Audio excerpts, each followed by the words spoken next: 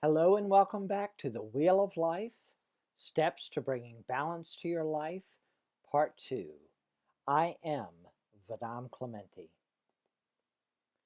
As you are beginning this journey into bringing balance into your life, first, you will have to take an honest look at how your conditionings and prominent thoughts become your belief systems.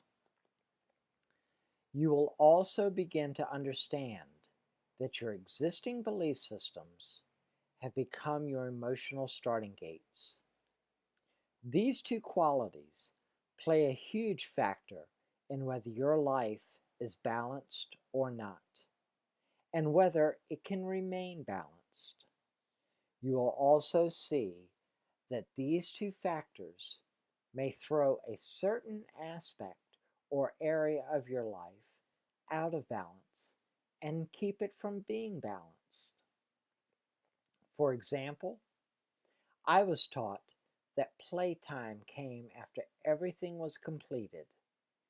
I was taught that playtime was a luxury and only came after a hard day's work. Therefore, when I began looking at my own wheel of life, the play area was very unbalanced. Another example relating to this, in years gone by, my existing belief systems had become an emotional starting gate where I measured my self-worth by how much work I could get done. These two qualities were both based upon my conditionings, and they had a huge effect on balancing my life. Another example, I often see people that have been taught conflicting information about church, religion, and or God when they were young, and this will often affect their relationship or communion with God or a higher power later in life.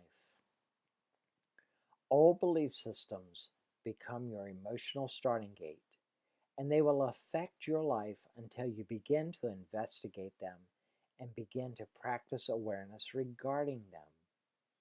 So, as you begin the process of looking at your wheel of life, I would urge you to begin by looking at those two things: your existing belief systems and your emotional starting gates pertaining to those areas or that specific area of your life. Yes, it's all a balancing act. As I work with clients, I have found that unless their lives are extremely out of balance, they usually do not recognize how one area being off balance can throw off the whole balance of their life. Also, when an existing belief system or an emotional starting gate has become their norm, they do not realize the extent of how it affects the other areas of their lives. That being said, awareness is the key. Being aware of a present situation is fundamental to embracing change. In many situations, you often have to see something in black and white to get a clear picture of it. There is one thing that I want you to be aware of during this process. There are so many facets of your conditioned thinking mind, and one aspect of your mind may see that your life is out of balance and wants to change. And then again, another aspect may fight you to keep the status quo. There may be a push and pull that happens inside your own mind. When that happens, just be aware that it is the mind doing that. And if you truly want to be the master of the mind, you will just have to remember that you are not the mind. and do not participate in or with the internal dialogue that is happening inside your own head. Just simply choose to do your best to live in balance, even if that balance makes certain aspects of the mind uncomfortable. Yes, you are going to have to be the one to put the effort forward. So, the next step to bringing balance into your life is putting the effort towards it. I find it supportive to ask yourself what you want regarding a specific area of your life. Once that is done, then you can begin to set some intentions regarding that area. Sometimes you have to make a choice because the game of life is based upon choices. For example, you may find that the mental area of your life is unbalanced.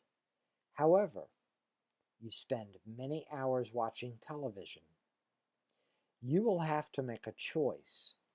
You will have to choose to turn off the TV, and you could spend that time reading a book or learning something new.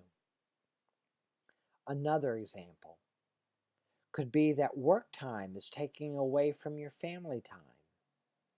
This seems like a no-brainer. Spend less time with your work-related issues and spend time with your family. For many of you, this could be tricky. After all, you have to make money for your family to live on. Balancing your life is not about stopping work or cutting your nose off to spite your face.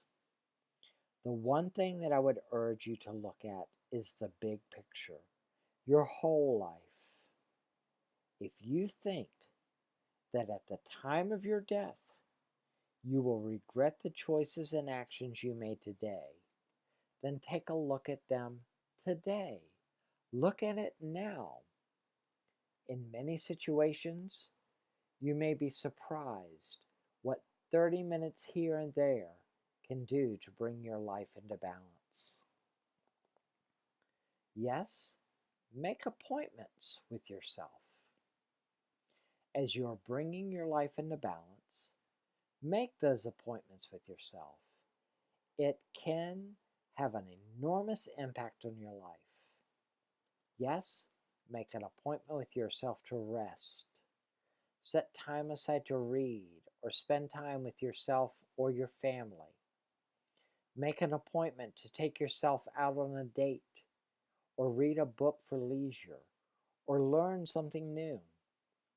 As you are seeing the areas of your life that are unbalanced, saying to yourself that you will eventually make some time for that is not going to do anything to better your life or bring it back into balance. If you don't already have a calendar, start one and set time aside each week to address the areas that you will uncover through this exercise. You are worth it, and having happiness and peace is also worth it. No one can do this for you, and you are going to have to make some choices. And now is that time to make those choices. Now is that moment. Speaking of choices, I would urge you to re-examine this at least once a year, if not more. You may have to keep making a choice to maintain the balance that you have found through this exercise. As I have said, it can be difficult to keep your life balanced. Life keeps on happening, and old habits die hard. So keep choosing, keep striving for balance. I hope you choose to continue to live your life in balance and in awareness. Finding and maintaining balance is not something that you do once and then it is done. periodically give some attention to the balancing act that is called your life. I want to thank you for taking the time to watch this video and for being interested in getting your life into balance. Again, my name is Vedam Clementi, and I will be happy to assist you bringing balance into your life. I look forward to working with you. And today, my hope, my wish for you is that today you create yourself a great day. Thank you.